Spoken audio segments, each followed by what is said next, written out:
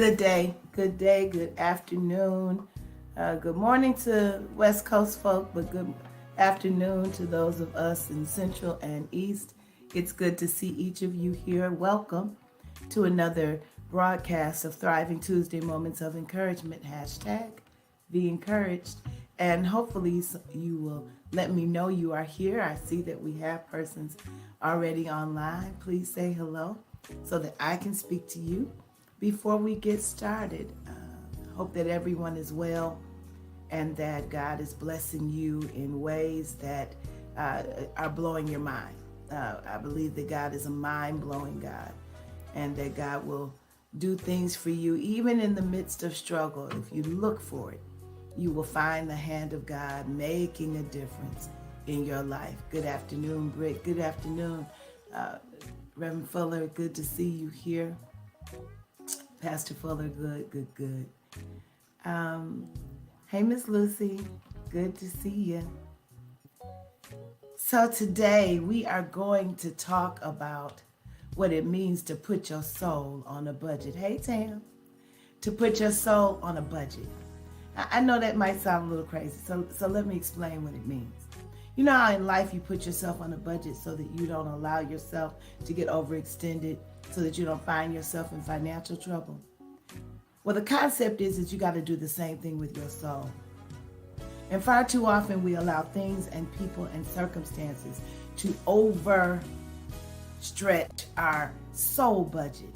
And it takes us to a place where we are stressed and not able to function and are dealing with our blood pressure and dealing with illness and dealing with that feeling of being overwhelmed and finding yourself seeping into a place where it feels like depression, all because you didn't put your soul on a budget.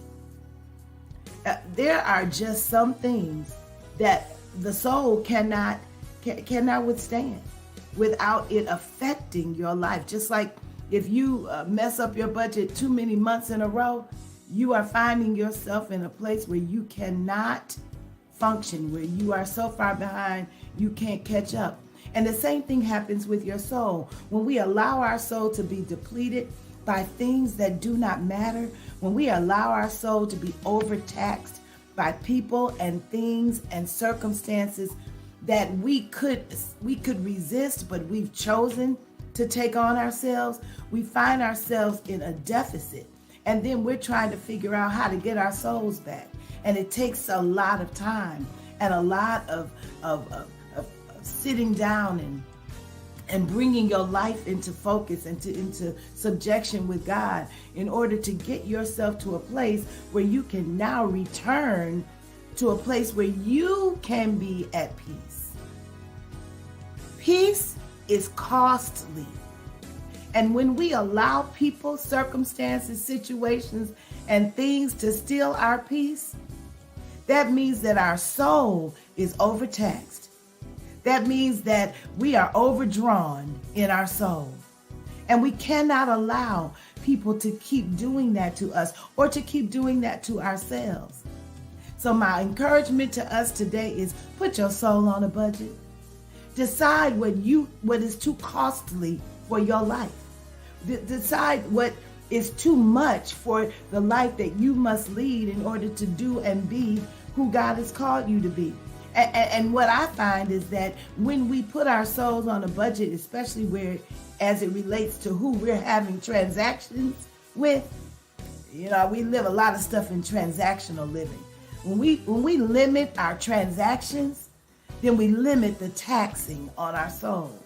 And so we've got to be able to have some discernment where some transactions that may have been beneficial in the past are now draining us, and therefore they need to be dismissed from our lives.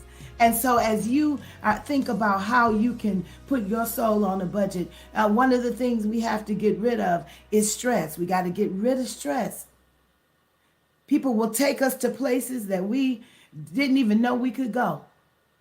But if we are careful, then we will know that God is able to keep us even in the midst of those struggling times, and we can put our souls on the budget that says, I recognize that you are a source of stress, and I am choosing to put distance between me and you so that I can not have my soul depleted because I'm dealing with a stress that's been brought to me.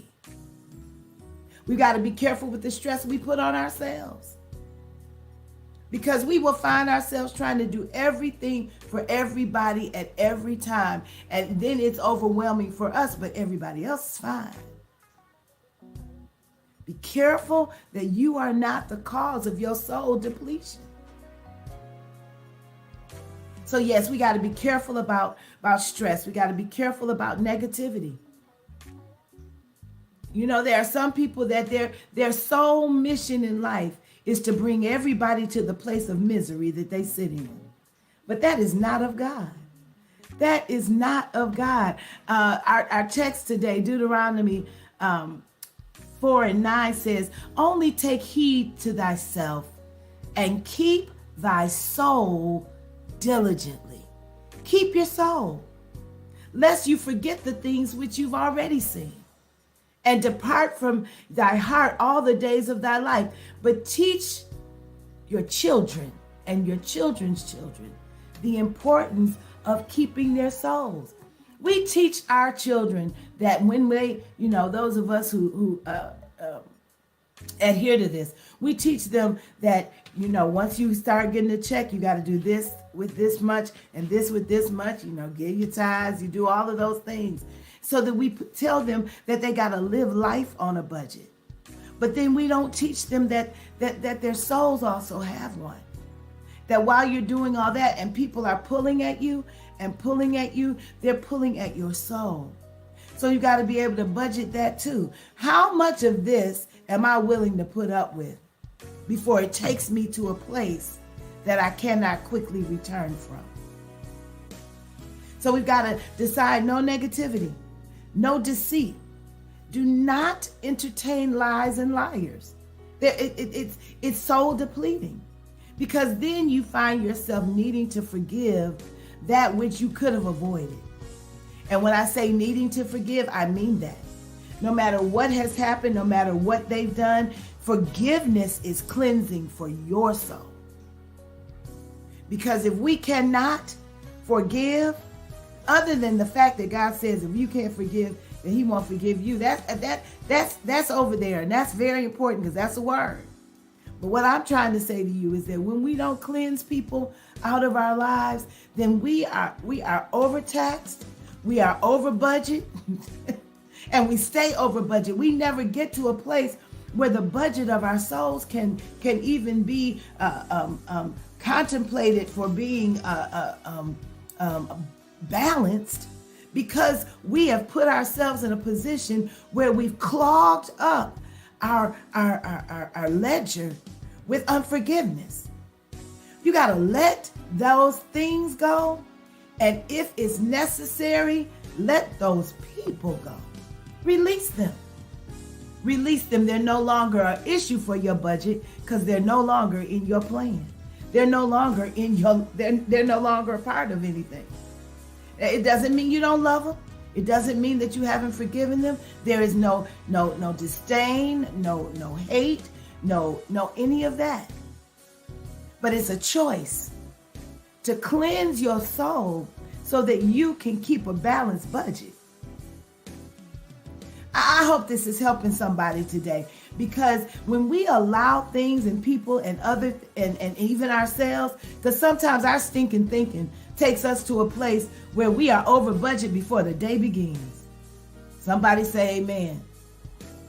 But we've got to be able to be in a place where we recognize when we are over budget in our souls. Pull back. Do the soul care that's necessary. Purge those things we need to, so that we can find balance in our budget. And therefore we can go forward and give God the best of what we have. I hope that this helps you today. And I hope that you will share this with someone you know is struggling with allowing people to fill them up with their junk, and it's overtaxing the budget of their souls. Put your soul on a budget. Find some balance in your soul, just like you balance your checkbook. Get rid of everything that is a non-essential, and then decide how much of anything else your budget can bear.